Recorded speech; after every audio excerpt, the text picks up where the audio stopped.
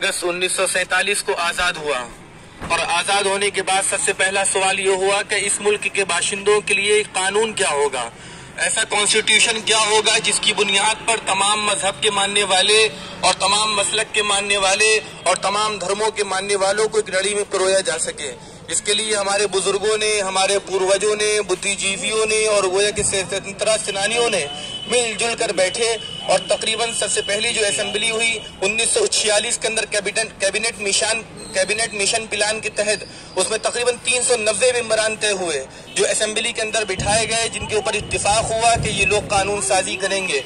उसके बाद बदकिस्मती से मुल्क तकसीम हुआ। मुल्क तकसीम होने के बाद वो तादाद और मेंबरान की वो गोया की मिकदार 390 के मुकाबले में 200 के बाद हो गई, 300 से कम हो गई।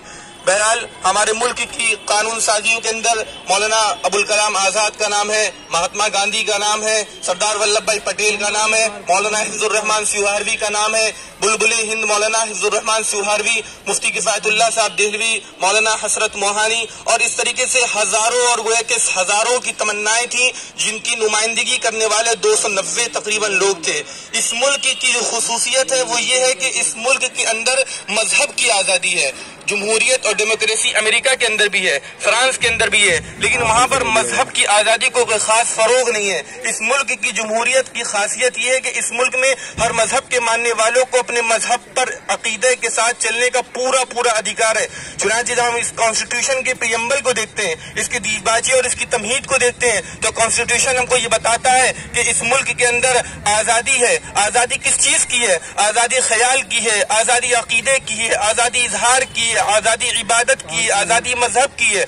और इस मुल्क का कॉन्स्टिट्यूशन बताता है कि इस मुल्क के रहने वाले बाशिंदे तमाम यकसा हुकूक के हामिल हैं। उनके दरमियान ऊंच नीच नहीं है, उनके दरमियान जात पात नस्ल और रंगबू जाए पैदाइश का कोई फर्क नहीं है, उनके दरमियान अनटचेबिलिटी नहीं है। और इस मुल्क का कानून हमको बताता है कि इस मुल्क के बाशिंदों के दरमियान इंसाफ होगा, किस्त और गोया के बराबरी का मामला किया जाएगा। और इस मुल्क का जो कॉन्स्टिट्यूशन है और कॉन्स्टिट्यूशन का जो प्रियम्बल है वो हमको ये बताता है कि ये मुल्क जो चलेगा वो अखुवत से चलेगा, भाईचारगी से चलेगा। इस मुल्क की खुसूसियत यहाँ की एकता है, यहाँ की अखंडता है जो ये कानून हमको फराहम करता है। चुनांचे इस मुल्क के अंदर जितने मज़ाहिब के लोग रहने वाले हैं, चाहे हिंदू हो, चाहे मुस्लिम हो, चाहे सिख हो, चाहे ईसाई हो, चाहे बुद्धिस्ट हो, चाहे जैनी हो, तमाम मज़ाहिब के मानने वालों को इस मुल्क के अंदर अपने तालीमी इदारे, अपने सकाफती इदारे और वो है कि अपना कल्चर, अपनी तहजीब और अपना तमद्दुन उसको बाकी रखने का पूरा हक हासिल है। उनके एजुकेशन एकेडमी है, उनके एजुकेशन इंस्टीट्यूट है। इसी तरीके से जिस तरीके से इस मुल्क के अंदर मस्जिदें इस मुल्क की जीनत है, इसी तरीके से इस मुल्क की जीनत यहाँ के गुरुद्वारे हैं, इस मुल्क की जीनत यहाँ के गोया के चर्च है, इस मुल्क की जीनत यहाँ के मंदिर है और इस मुल्क की जीनत यहाँ के बड़े बड़े तारीखी ऑडिटोरियम है जिसमें हर मजहब के मानने वाले यकसा तौर पर यहाँ की नुमाइंदगी करते हैं। आज की जो मजलिस है, आज के जो मुख्तसर सा जलसा है, बच्चों की जो रैली है, ये मदरसा मरकजुल इस्लाम एंड वेलफेयर सोसाइटी के तहत मकतब इशाते इस्लाम प्रेम नगर चमनगंज के जरिए किया जा रहा है। और मदरसा और मकतब चाहे कुछ भी आप कह लें, इन मदरसों की सोच और इन मकातिब की सोच ये है कि इस मुल्क के बाशिंदों को इस देश का वफादार बनाया जाए।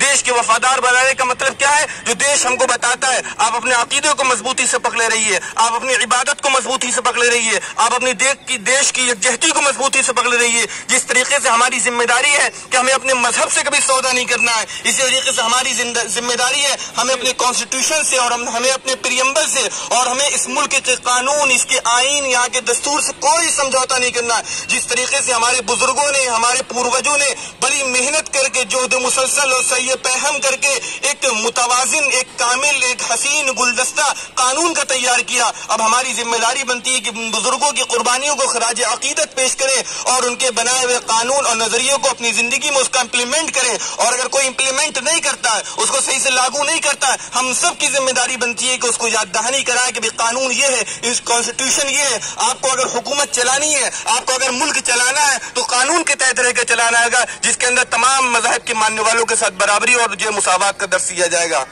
और आज की जो नशिस्त है उसी का हिस्सा है ये मदरसे